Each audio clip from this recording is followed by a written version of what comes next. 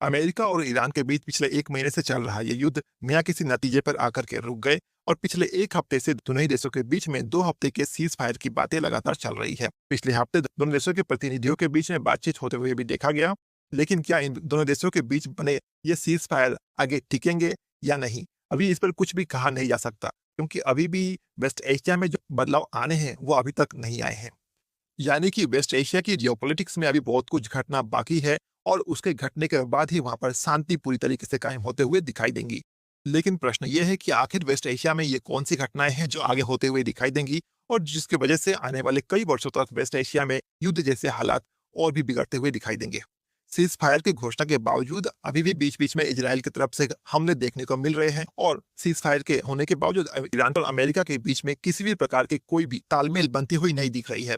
और सबसे बड़ी दुर्भाग्य की बात यह है कि दोनों ही देशों में आपसी विश्वास ना के बराबर है। और भला विश्वास होगा भी कैसे, क्योंकि अमेरिका बार बार अपने द्वारा किए गए वादों से पीछे हटते हुए ऐसे काम करता है जो कहीं से भी अंतर्राष्ट्रीय जगत में सभ्य नहीं माने जाते हैं। हालांकि अमेरिका दूसरों से यह अपेक्षा तो जरूर रखता है, लेकिन खुद के ऊपर किसी भी प्रकार की पाबंदियां नहीं लगाता। वही अमेरिकी राष्ट्रपति डोनाल्ड ट्रंप ने सभ्यता मिटाने वाली धमकियां देने से पहले ही अमेरिका के युद्ध जीतने की घोषणा कर चुके थे। यानी कि डोनाल्ड ट्रंप के अनुसार पहले ही अमेरिका इस युद्ध को जीत चुका है। यानी कि एक ऐसा जीत जिसमें अमेरिका 2 कदम भी आगे नहीं बढ़ पाया, लेकिन दर्जनों फाइटर जेट्स, एवाक सिस्टम और एयर डिफेंस सिस्टम गवा बैठा। लेकिन इस प्रकार की जीत अमेरिका के लिए कोई पहली जीत नहीं है। इस प्रकार की जीत अमेरिका को वियतनाम में पहले भी मिल चुकी है। ऐसे में डोनाल्ड ट्रंप की जीत के दावे उतने ज्यादा हास्यास्पद नहीं लगते।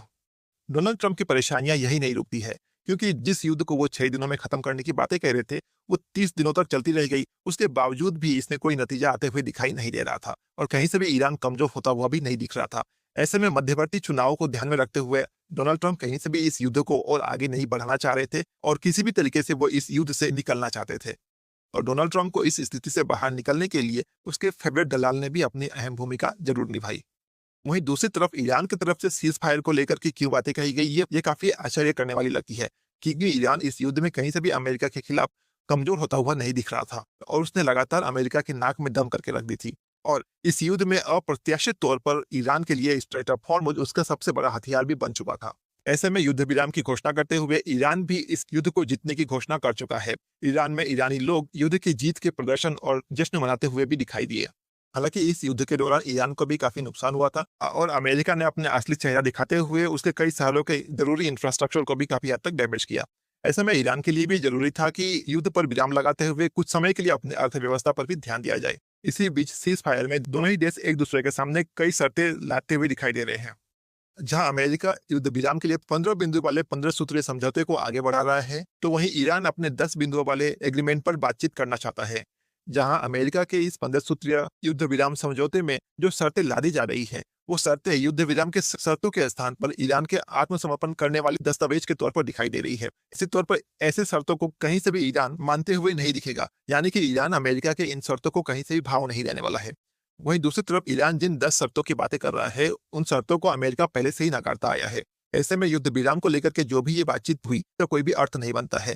आगे चल करके ये युद्ध विराम एक बार फिर से टूटता हुआ ही दिखाई देगा। मिसाल के तौर पर अमेरिका के कई शर्तों में से एक शर्त यह भी है कि ईरान को आगे चल करके यूरेनियम एनरिचमेंट की अधिकार नहीं दिया जाएगा, जबकि ईरान इसे कहीं से भी मानता हुआ नहीं दिखाई देगा। ईरान इसे अपना अधिकार मानता है और ईरान आगे भी यूरेनियम एनरिचमेंट के काम को करता हुआ जारी रखना चाहता है। वहीं दूसरी तरफ ईरान युद्ध में हुए नुकसान का हर्जाना अमेरिका से वसूलने की बातें कर रहा है और वहीं स्ट्रेट ऑफ हॉर्मुज पर ईरान का नियंत्रण और इस इलाके से होकर के गुजरने वाली सभी जहाजों पर टोल वसूलने जैसे शर्तों को ईरान आगे बढ़ा रहा है, जिसे अमेरिका कहीं से ही मानता हुआ दिखाई नहीं देगा। वहीं सीज फायर के बातचीत के दौरान भी ईरान के सर्वोच्च नेता मोस्तफा खामेनेई की भी कोई भी तस्वीरें अब तक देखने को नहीं मिली है। और इसी युद्ध में ईरान ने अपने सर्वोच्च नेता अपने अली खामेनेई को भी खो दिया था। ऐसे में ईरान के जख्म भी कहीं से भी भरे नहीं है और डोनाल्ड ट्रंप ने ईरान के साथ संबंधों को इतने निचले स्तर तक ले जाने में भी कोई भी कसर नहीं छोड़ा, क्योंकि जिस प्रकार से उसने मुस्तफा खामेनी के बारे में गलत शब्दों का इस्तेमाल किया और उन्हें गे तक बताने का काम किया, ऐसे में ईरानी लोगों का गुस्सा अभी भी कम नहीं हुआ है। वहीं दूसरी तरफ इस युद्ध के दौरान ईरान द्वारा जिस प्रकार से अमेरिकी राष्ट्रपति के मीम्स बनाए जा रहे हैं और अमेरिका को जिस प्रकार से मॉक किया गया है, इसने अमेरिका के छवि को काफी बुरी तरीके से प्रभावित किया है और अमेरिका भी इसे भलीभांति देख रहा है। युद्ध के दौरान ईरान द्वारा जिस प्रकार से अमेरिका की धज्जियां उड़ाई गई है, अमेरिका भी इसे अभी तक भूला नहीं है। यानी कि युद्ध विराम के साय में भले ही बातचीत का दिखावा किया जा रहा हो, लेकिन आने वाले वर्षों में ये झड़पें वापस से शुरू हो सकती है और ये तब तक चलेंगे जब तक इस युद्ध का निर्णय ना निकल जाए।